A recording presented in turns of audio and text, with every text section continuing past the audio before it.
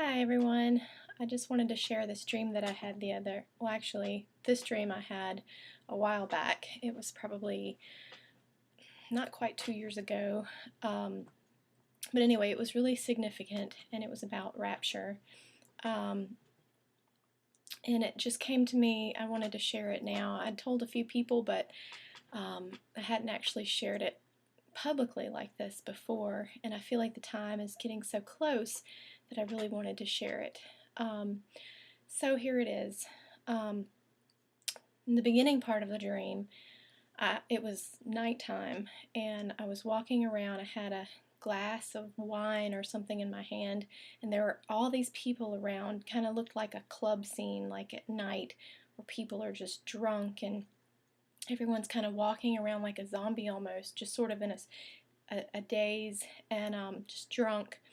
And I really wasn't drinking, but I just had this glass of wine in my hand, and I realized, what am I doing? And so I got rid of the wine, and the next thing I knew, I was in this elevator, and it was an old type of elevator, like that looked like it had like the metal grate, type things where it, closes like that. And anyway, so I got in there, and there were a lot of people in the elevator with me. We were kind of packed in there, and for some reason, that elevator, it had where it opened from the top, like a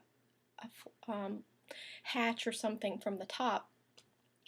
And I started to hear this sound. It sounded like an alarm, but it was kind of faint. And I realized it had actually been going on for a while, and I hadn't heard it. But as it just kept on, kind of like when a mosquito's in your ear or something, you might not notice it at first, but then it keeps on, and it's like, what is that? Anyway, so I noticed. I was like, what is that sound? And it was an alarm, and I looked, and on my pocket I had a cell phone that I didn't even know I'd had, and it was like I was getting a text, but it made like an alarm sound. So anyway, when I looked at it, the text, it was like red letters, and it said, it was from Dad, is what it said, which later on I assumed Dad would be Father God.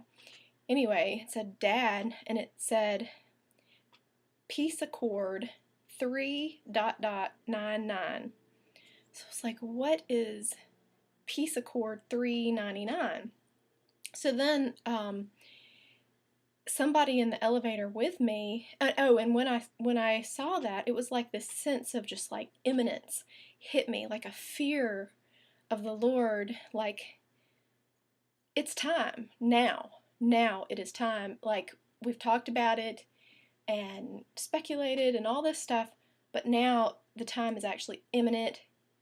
And it was just like this fear, like not a dread, like I'm afraid of God type thing, but like a holy fear of, there's no more time. And so anyway, somebody next to me asked me what my text was, because he saw me reading, and it was a person in my dream that I didn't know. And so I shared it with him, and when I told him what it said, that same sense of imminence and that holy fear hit him too, and he started crying.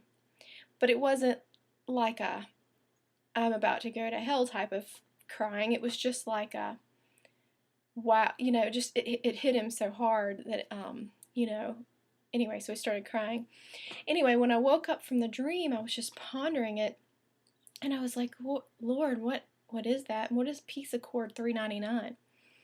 So anyway, I think all the pieces kind of came together, and it's taken me a long time really to kind of understand all of it. I mean, some of it was obvious, but anyway, so I think the first part of the dream was, in the Bible where it says, be not drunk, with wine, but be filled with my spirit, and just all the places where it talks about not to be drunk, not to be, and not necessarily like even drunk with wine, but just drunk with the world, where your senses and your sense of just living for the Lord is like you're asleep in the Lord. That's basically what I think that was. And it was like the Lord giving a wake-up call, like, come out of that.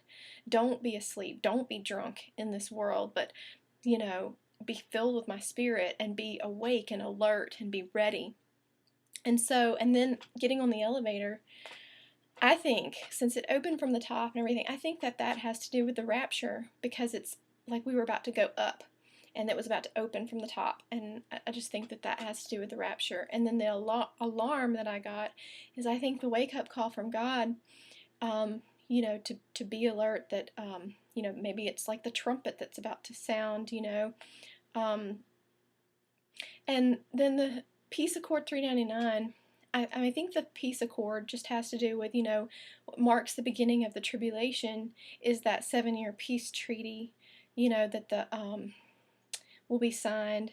And I think that would mark possibly, the rapture, because that's what I got at that time. And then the 399, this was interesting because I wasn't sure. It looked like a Bible verse, though, where, it's written with the number and then the dot dot and then another number. So I Googled Bible verses 399, and there was only one place in the entire Bible that had a verse 399, and there was only one translation. I can't remember what version it was, but it's like an older version that now, like in most versions, it would be listed as Daniel 4, 1 and 2. But in this one version, it was listed as Daniel 399. So it was the only place that it could be. And what it was about Nebuchadnezzar talking about how he had gone through becoming like a wild beast, and his time where he had been out of his senses, and the Lord used that to bring him back to his senses. He was like an animal eating the grass covered in dew with his hair grown out long, and he was just like an animal. And but it was for I think it was for 7 years, actually, because I looked it up and I was surprised. So what I think that has to do with is about the people that are left behind will go through that 7 years where it's like their Nebuchadnezzar experience. But they're going to come out of it, like he did at the end, where they do come to their senses. But the Lord uses that to bring them to that place of, man, I was really missing it, but God is so merciful. He let me go through this so that I can realize and give him the glory, and they'll come out of it, being saved. But only by going through that Nebuchadnezzar experience. I think that's what the tribulation is for them. So anyway, I think that is what the dream was about. It was a warning, a wake-up call to not be drunk in this world or asleep, to be ready, to be purified, that it is imminent, that we just keep talking about it, and sometimes it can seem like something that's just cool to talk about, but we don't realize that the Lord is really coming back soon, and we really do need to be ready, have our hearts ready to be pure, a pure and spotless bride. And I mean, he knows we're not perfect. He doesn't expect us to be perfect, but he does want us to be every day, putting him first, and any idols that come up, that we cast those down. And he's working with us. He is the one who's going to perfect what he's begun in us, but we also have a responsibility to seek him and to be obedient to and humble before him and say, God, you know my heart more than I do. If there's any offensive way in me, anything, just bring it to the light, and I want to be pure and I want to be spotless.